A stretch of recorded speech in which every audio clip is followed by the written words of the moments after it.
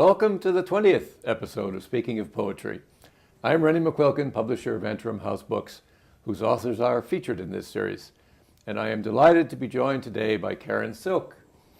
She is a woman for many seasons, having been a psychotherapist, a teacher, and a businesswoman, who is currently with Sotheby's International Realty and active in protecting the environment. In an earlier phase of her life, she was one of the founding members of the Palo Alto Peace Center, which promoted nonviolence, justice, and world peace. She was married to the late Hugh Silk, headmaster of Wickham Rise School in Washington, Connecticut, as well as the Master's School in Dobbs Ferry, New York, and Kent Denver School. Karen continues to live on a farm in Litchfield County, Connecticut. Throughout the many and richly varied phases of her life, she has been a writer. We are fortunate that her poems have now been available to the world in her new book, Somewhere a Bird. Welcome to Speaking of Poetry, Karen Silk. Thank you, Rennie, for that lovely introduction. It's my pleasure to be here today. Thank you for inviting me. And most of all, thank you for publishing my book. I will never forget the day that I sent you many of these poems and we began to talk about the book. And it wasn't long after that that you presented me with a way of organizing the poetry into something that felt cohesive and made sense in a literary way. And it's something I know I could never have done myself, so much gratitude. I'd like to open with a poem called Celadon Vase, and like most children, I spent a lot of time thumbing through photograph albums that were part of my parents' past and were part of the family archive. And one of the photographs that absolutely always brought me great pleasure was a photograph taken of my parents on their wedding day. And this poem is dedicated to them and is inspired by the photograph of their wedding day. Celadon Vase, for my mother and father. I bend to cut flowers, phlox, coreopsis, cleome, larkspur. The Celadon vase, with its lip-rounded rim, waits, gift on their wedding day. Mother wore champagne silk, her hat all brim, mysterious with flowers. Daddy's firm hand at her elbow, white flannels, golden hair, a cushion of curls. 4 o'clock light filled long leaded windows. Bouquets flamed in baskets beside the brass fan. Photographs of celebration, shiny cars, Pikes Peak across the mantel. Their lavish hearts planted me firmly, firstborn in rich, well-watered bottomland. When I lay listening, I heard only laughter. My small heart blossomed. As you can see, or can hear, I think I had a rather delightful childhood. I grew up in the Midwest, and the rivers of that world were very beguiling. They were places that we often went to fish in the summer, to throw rocks into, to wade in, to canoe in, and in the winter to skate on. And this is,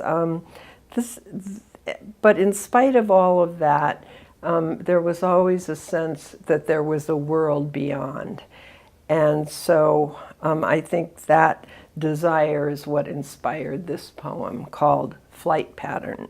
The streets were straight, no ribbon down the middle. When cars hugged curbs, only one could pass. Every house had a noble backyard, ending at an alley where hollyhocks grew, and the ragman shouted from his horse-drawn cart words we called gypsy. Sunday afternoons, tiny planes buzz low above oaks and elms, headed for the field across the state line in Illinois. Mostly we listen for the whistle of trains, speeding south to Indianapolis and New Albany, or north with coal mined in Kentucky. The slow snake of the river remembered Indians who once camped and built canoes, replaced now by houses, radiant gardens, and the lone crabapple in the vacant field, where we sat high in branches on hot summer mornings, wanting the 10 o'clock zephyr out of Chicago to flatten pennies we'd placed carefully on the tracks. Screen doors slammed, mothers called, a song drifted from a radio or piano. Sun shone through windows, masquerading as mirrors. We waited like little birds hidden in the leaves for some signal to fly. And, you know, fly we did in a lot of different directions. And I think this is sort of one of those poems that, in a way, is talking about journeying away from the places that we know, and it's called Night Riders. I smile at you, the sort I've been warned about, across the barn. Pale hair grows above your lips. Light from one lone bulb high in the rafters shoots shadows in every direction. Horses swish and stomp, lean out to be touched. We ride, you behind, bareback, barefooted, racing from the gashed mouths of our mothers, from our fathers' broad, boozy laughter. Filled full, electric with lightning, the dome of sky covers us to the end of wheat fields and rivers, where another world begins. The horse that you love carries us far from the farm. Your hands touch skin beneath my wind-billowed blouse. This poem was originally published in Lumina, the literary magazine of Sarah Lawrence College. I was very surprised when it was accepted for publication, but I'm delighted nonetheless. And it is called Gift. When your lover kisses your mouth, become a gift to passion. Pass on your smile the fortune you've made, a basket filled with apples. Light candles at dusk for the dead. Lift moss from the dank earth to make a bed in the thicket for the red fox. Praise how the river flows, how the moon rises in late November just at sunset. Laud mysteries keeping you from sleep. As dawn purples the hills, feel the day rush into your arms. Love like that, let it come. And this would be considered a poem of address, which is always a lot of fun to write. Because if you are writing a poem of address, the assumption is that there is someone at the other side who's hearing your message. The next poem is one that I wrote at the Provincetown Fine Arts Work Center several summers ago. And I was working with a wonderful poet, Vijay Sheshadri, and it was such a lovely atmosphere for writing, and this was the poem that came out of a week of work there. The Uncovered Sun. I give it into your hands as I might give the North Star, or the now blooming gardenia, or the music which casts its spell as we walk green and eager into the scent of the newly cut hayfield and sun. There is so much world, fragrance and sound. I carry you with me, love, into it. The long sky offers the journey. Bells reach into the light. The uncovered sun building a melody wild and slant. The late afternoon of tea leaves glowing. Take the flame. When W.H. Auden wrote his elegy to William Butler Yeats, he wrote, "Mad Ireland drove him to poetry." I believe that in part mad grief drove me to many of the poems written that are included in this book.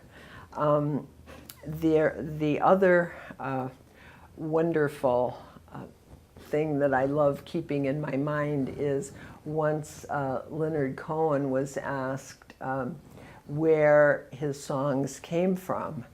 And he said, "If I only knew, I would go there more often." And I think anybody who is a writer knows it's a very lonely occupation, and we are always looking for inspiration. And for me, nature is often the starting point. It is the feelings that I get being in nature, looking at the natural world and all of its many layers, always is very informative to my creative process. This was a poem that was written in Big Sur, and it is called "One Perfect Hour."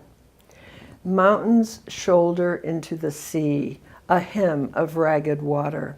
High above, on a deck overlooking a field greener than the Emerald City, we drink wine from a local vineyard. White and cold, it cools our hands, grown warm in noon sun, arcing over the Pacific. Out there, birds and whales migrate.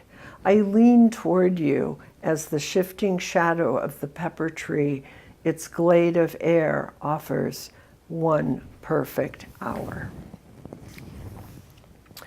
And then I would just like to speak a little bit about the grief in this poetry and share several poems that really speak to that. And basically it refers to the untimely death of my beloved late husband.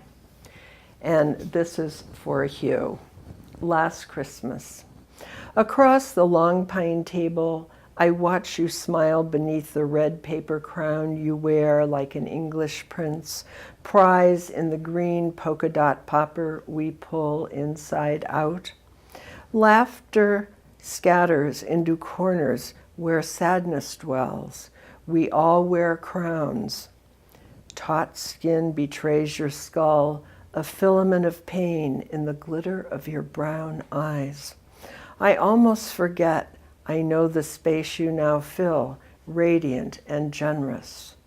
Next year will be wild, empty, and strange. This was a poem that I wrote sometime after Hugh's death, and it was a poem that just flowed out of me. And then I had to work on it and craft it into something that I think is, worthy of being published. Without. That last Sunday, he asked me to take down pictures, cards, and streamers. He was going home. Then I touched his skin, papery from radiation, the first time in months. I even kissed him. In the bed where he died, he lay covered except his head. I hated how his mouth didn't close. I wanted him to look beautiful, loosening the mooring lines, drifting. One summer years ago, we climbed the canyon, hawks floating high in the thermals. He lifted his hand, shaded my eyes from the fiery sun. Tonight, the air in the attic holds secrets. Papers scatter the chestnut floor, spill over the rim of a dusty box. I lift one thin letter from its envelope.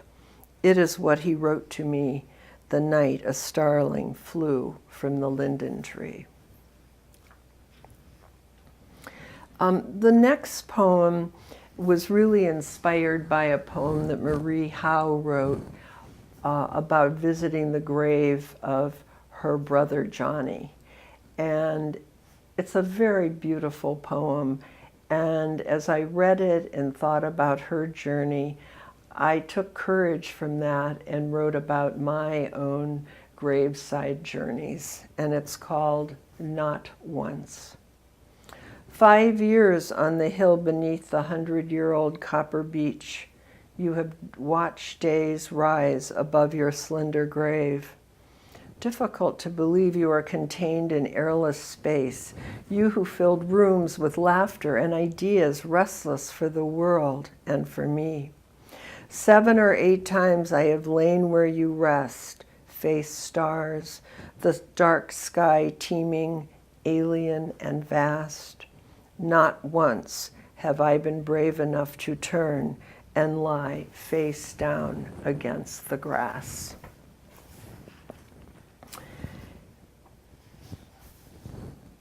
So the next poem it came out of just a wonderful feeling of remembrance and longing, which are both very powerful motivators.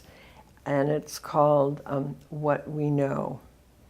I want to do to you what spring does to cherry blossoms floating and falling along the path to the river. Its bank, slick and mossy. I want to pull you into the curvature of my heart, a deep inspiration. Remember Paris? Our open hands feeling mist drizzling the world.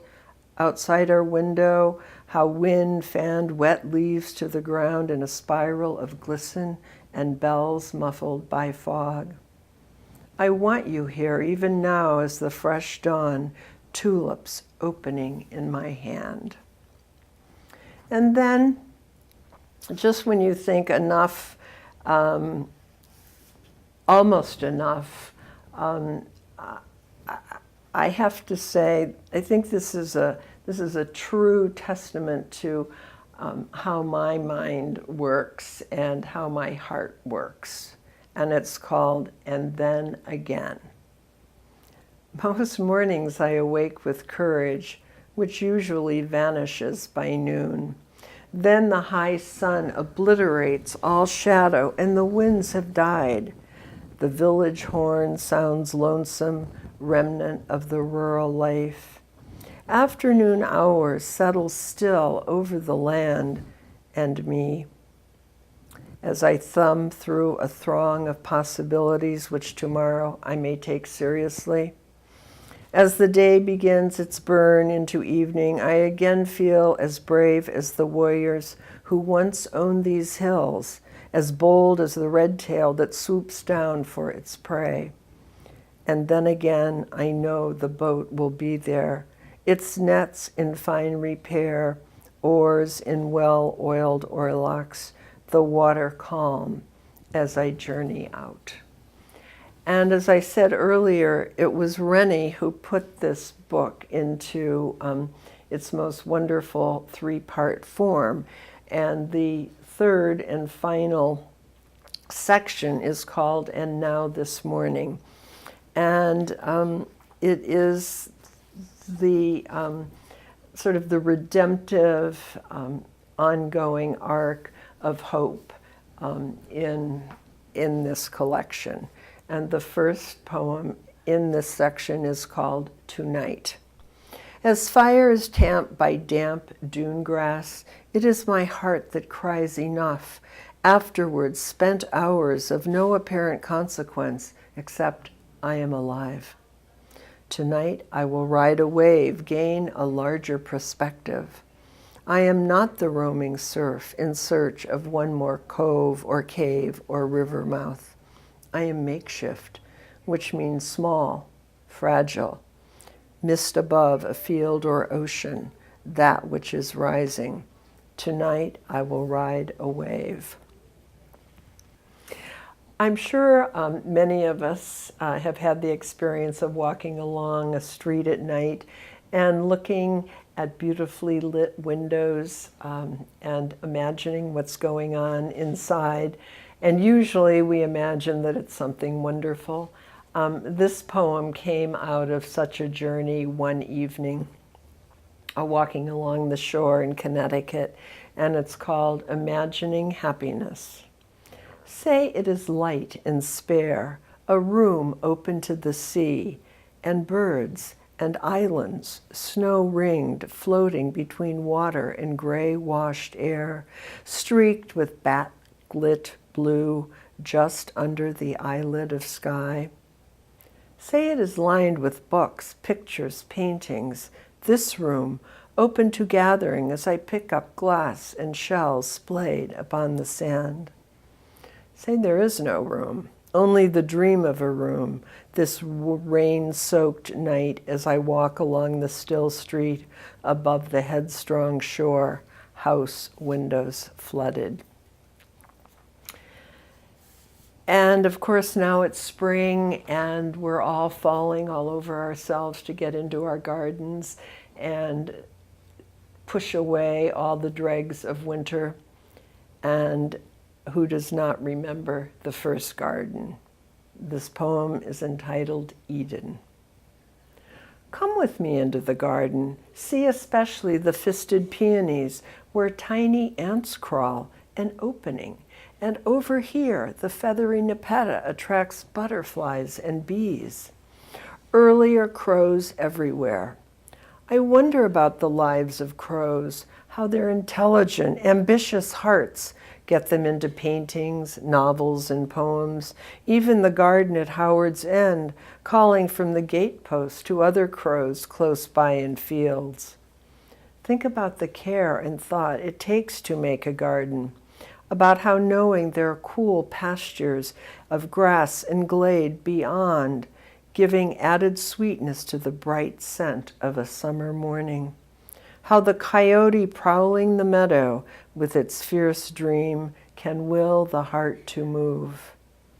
Who does not remember the first garden? In the beginning, Eve, completely comfortable, stands naked beside Adam, enjoying the shade of the considerable apple tree. They are innocent, unafraid, about to understand shame. What I sometimes feel when I cannot let my mind run wild, knowing I am the bee, the butterfly, that I am the ant, the blossoming. And there have been many poems, many stories, many literary endeavors that have been inspired by Key West, one of those iconic places in our country. And I visited Key West. I went to a writing workshop, and this was the poem that came because of that visit, and it's called Key West at the End of Duval.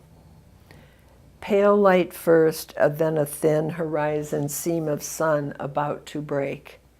Waves lick and cool the sand. A sail leans supple into the wind, heading north.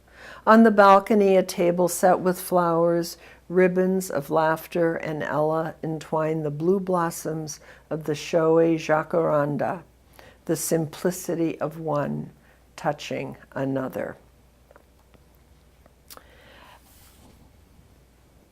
And I was in a bar, a beautiful bar in Paris, and there was this amazing display of cherry blossoms, and it was so incredibly gorgeous that I just started scribbling on a napkin, and out of that came Startling Beauty.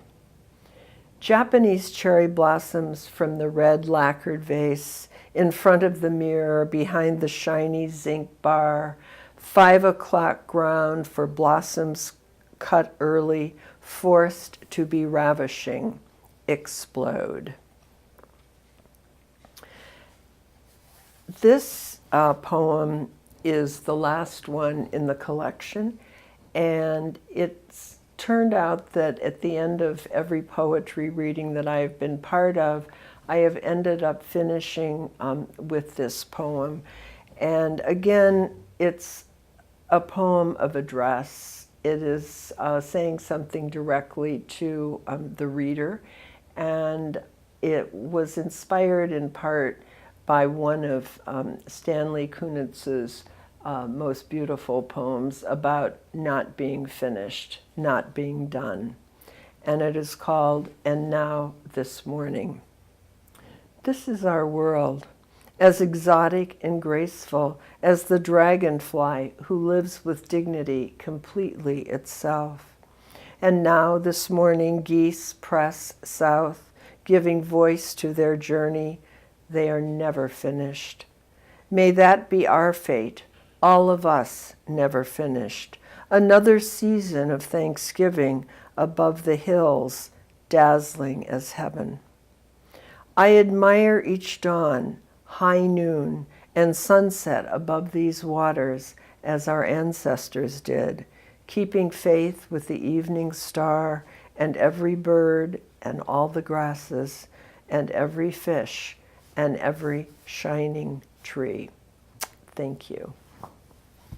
Karen, thank you for that absolutely gorgeous reading.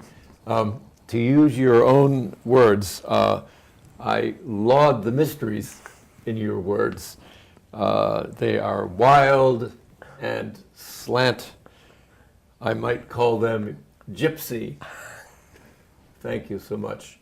And thanks to Karen Handville and Ken Picard, who make this program possible.